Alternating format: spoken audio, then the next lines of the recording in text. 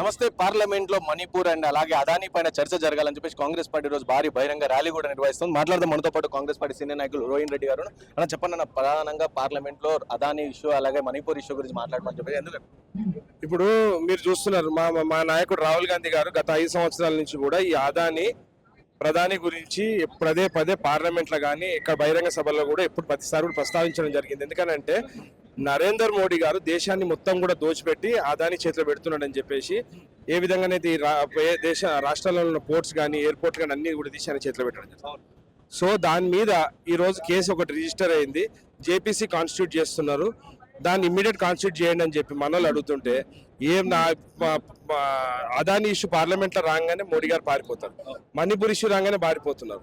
So దాంట్లో ఏమైతుందని అంటే వీళ్ళిద్దరి మధ్య దోస్తాన్ని ఎంత గాఢంగా ఉన్నదని అంటే అదానీ గారిని రక్షించడానికి మోడీ గారు ఇంత కష్టపడుతున్నారు. దేశం మీద మాత్రం ఆయన కావాల్సిన చట్టాలు మాత్రం అన్ని కూడా రుద్దుతున్నారు. కానీ ఆయన మిత్రుల మీద ఎప్పుడైతే ఈ జేపీసీ ఏమంటే మాత్రం అయితే మోడీ గారు పారిపోతున్నారు. కాబట్టి ప్రతి రాష్ట్రంలో కూడా ఏఐసిసి పిలిపించింది. ప్రతి దగ్గర కూడా చెలో రాజ్భవన్ కార్యక్రమం తీసుకోబోతాం. ఆ కార్యక్రమంలో భాగంగానే గవర్నర్లకు మేము మెమోరాండం ఇవ్వడం జరుగుతుంది. వాళ్ళ మీద ఒత్తిడి తీసుకురాబోతున్నాం.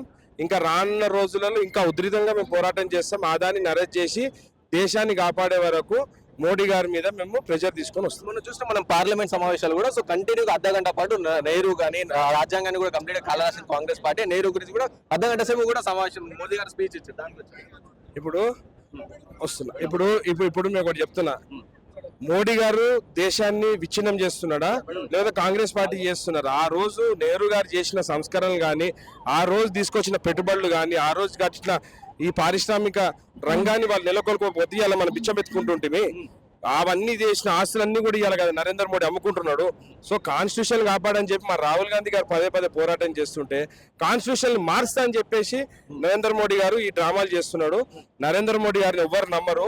నరేంద్ర మోడీ గారు ఇంకా ఆయన కాలం చెల్లింది కాబట్టి ఆయన కొత్త చట్టాలు తీసుకొచ్చి ఇంకా నేను ఏదో ఉన్నా అని చెప్పేసి మనం అనుకున్న 400 సీట్లకి 240కి వచ్చి ఆయనకు మెజార్టీ కూడా లేకుండా వచ్చింది. ఈసారి దేశ ప్రజలందరూ కూడా చీకొడుతున్నారు.